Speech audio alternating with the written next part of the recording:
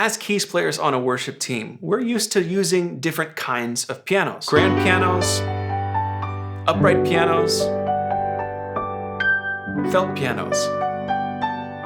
These are all acoustic pianos. You have hammers physically hitting strings with a soundboard inside that resonates. And then we've also got classic electric piano sounds, hammers hitting tuning forks or tines inside of a Rhodes-style electric piano, and the reed-based Wurlitzer-style EP. Then in the 80s and 90s, digital piano options started to pop up and became very widely used. We've talked about this before. Michael W. Smith and classic Hillsong, anyone?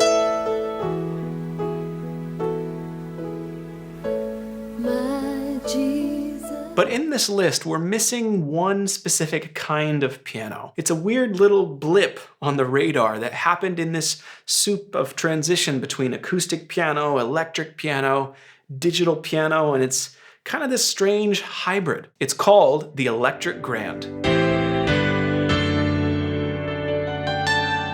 Acoustic pianos traditionally are big, complex, unruly, hard to move, and also hard to amplify, right? I mean, of course, a grand piano is huge. You can't just move that all over the place without a substantial effort. And we've seen efforts to reduce the size of acoustic pianos. You have upright pianos, you have console or home, living room style pianos.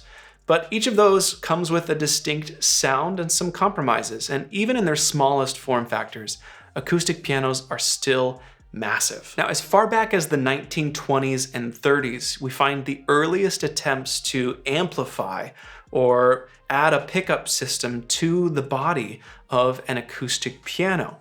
These early attempts weren't really interested in reducing the form factor or the size as much as they were interested with making the piano louder or something that could be amplified. But it wasn't until Yamaha released the CP70 and then CP80 electric grand models that this concept really took off. These two keyboards, the CP70 with 76 keys and the CP80 with 88 keys, don't really understand the numerology there. Anyways, these two models fundamentally differed from traditional acoustic pianos. Acoustic pianos rely on a hammer striking a string to start the string vibrating, and then a built-in soundboard to amplify the sound of that string so that it can be heard. In the same way that the body of an acoustic guitar is what's responsible for the signature sound of an acoustic guitar. The CP70 and CP80 sacrificed the soundboard. They removed that from the equation and instead relied on a pickup system, like what you'd find in an electric guitar, to amplify the sound of that string. The idea of this as an electric grand was so that musicians could take grand pianos out on tour and have that feel and sound and dynamic expression without actually needing to lug, an 8-foot Steinway around with them everywhere they went. But right away, it was evident that the sound of the electric grand was distinct, different, and musical in ways that an acoustic piano just wasn't. Now, the CP70 was released in 1976, and the CP80 in 1978, and they saw a decent bit of adoption and usage, especially by big touring acts over the 80s, even into the 90s a bit, and they were used in studio as well, oftentimes because of their distinct sound. Now, at the same time, we also had electric piano models, which is a distinctly different thing than the electric grand, right? The electric grand, it had actual vibrating strings like an acoustic piano inside. And it was this combination, this sort of hybrid. It's not an acoustic piano, it's not an electric piano, it's an acoustic electric piano that really makes it special. So it left a mark on music when it was released, but it's also continued to be used over time and it's still used today. So let's talk about how this kind of sound is or can be used in worship music. Now, there are worship bands that have used the CP80 and CP70 sounds on worship albums you'd recognize. There's a couple bands out on the West Coast, especially Jesus Culture. I recognize the sound of the CP80 piano on some of their albums, and oftentimes these sounds are layered into the mix with other sounds. So here's the dry sound of the CP80.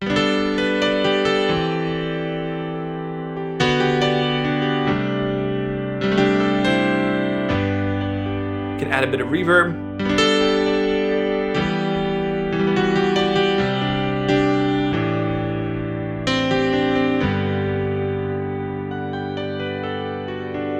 Now, the electric grand has a distinct expressiveness. There's a lot of dynamic range here.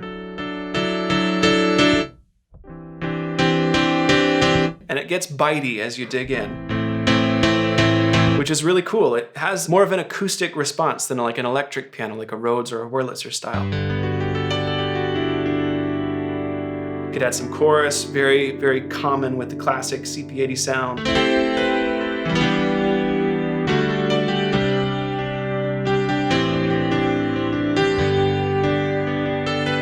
It gets really lush when we have that reverb in there too.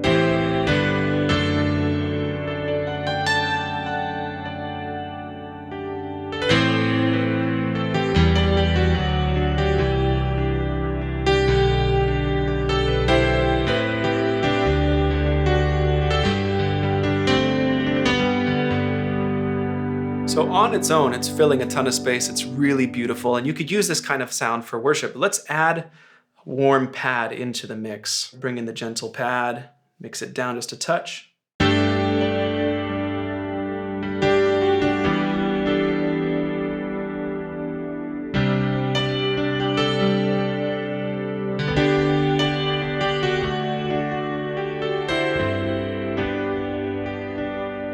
Now we could also layer in the sound of a CP80 with an acoustic piano sound. So I'm gonna pull in the SK Grand and we'll use the room voicing. We'll need to get the layering right, but this can sound really cool.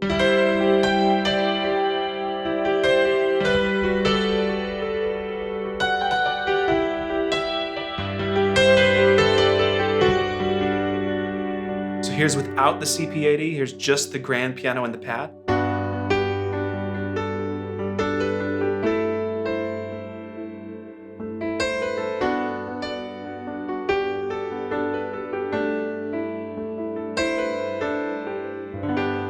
And then notice the impact the CP80 adds.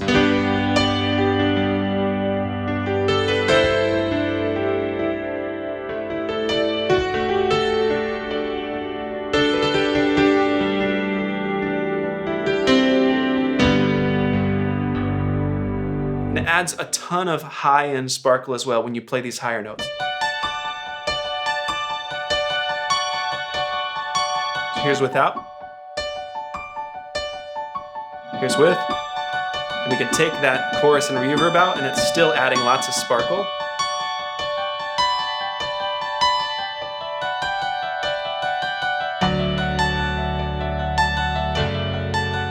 It can also play percussively.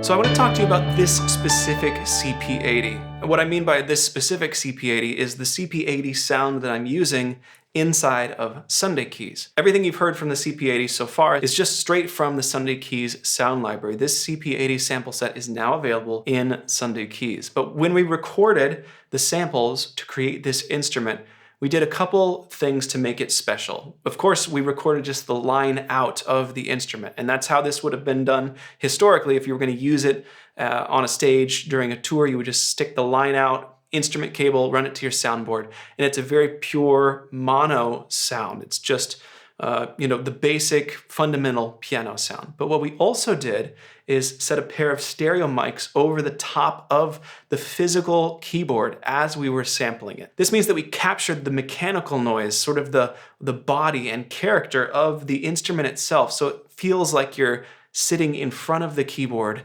as you play this instrument. It makes this instrument stand apart from just a raw basic CP80 sample set, and it provides a ton of top-end chime and character to especially the attacks. So you're hearing the blend of those two signals together every time you play a note. And in the app version of this instrument, you also have release triggers when you release a note, pedal down and pedal up noises for added realism, and you even have string resonance. When you hold the sustain pedal down and you play multiple notes at once, you feel the resonance of the body of those open strings adding more harmonic complexity. It's really a detailed instrument inside of the Sunday Keys app. And we're able to do all of those things inside of the app's sampler engine, which is really powerful. So let me show you, if I tap in here to the browser, there's a couple ways you can get at these sounds. Now, if you're watching this video right after this release, you can order by recently added, and that will show you sounds that have come into the app sound library recently. So we can see the CP80 here. But we can also use the source and model filter option, if we'd like, and choose electric grand. And this lets us just see this specific line of CP80 sounds. Of course, we could also search for the keyword CP80. With that bass instrument and all of its detail, then we created several voicings to help give you a jumpstart on the ways you can use this in the mix. I'm just gonna go through each of them very briefly so you can hear them. We've got this chorus voicing.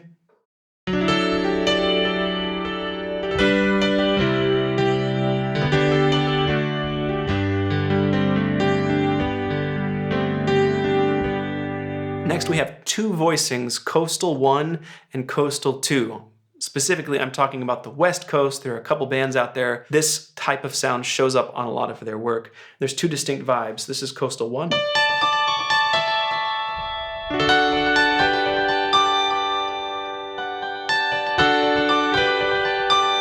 This kind of sound layers with an acoustic piano and bright synths really beautifully.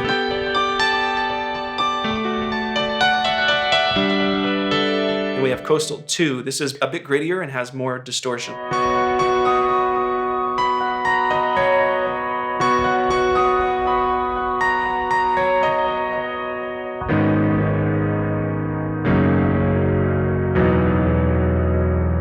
Dark ambient is next.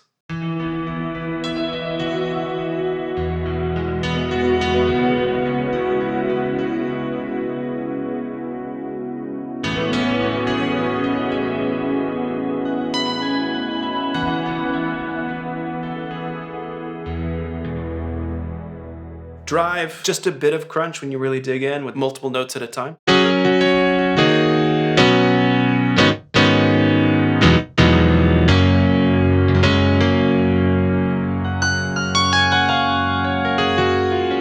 Dry is just the clean, pure sound where you can hear all the detail of the mechanical noise, the release triggers, the sympathetic resonance, those pedal up and pedal down samples.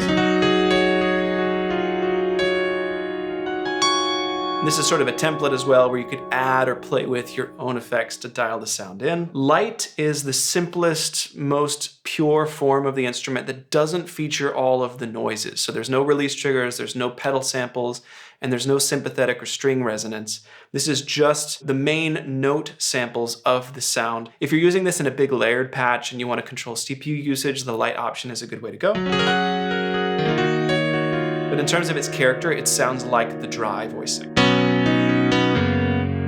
just without all the bells and whistles. Next up is smashed. This is heavily compressed, so it really has a strong sort of thunky attack.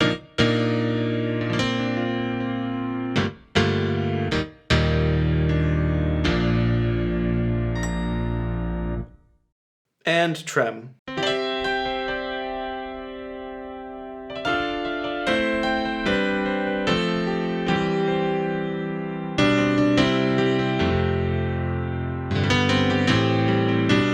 I love the sound of a classic electric grand piano. I've been trying to get hands on one for a couple of years now so we could put a sampled version of this instrument inside of Sunday Keys, and I'm really proud of how this turned out after a long time trying to find the right opportunity.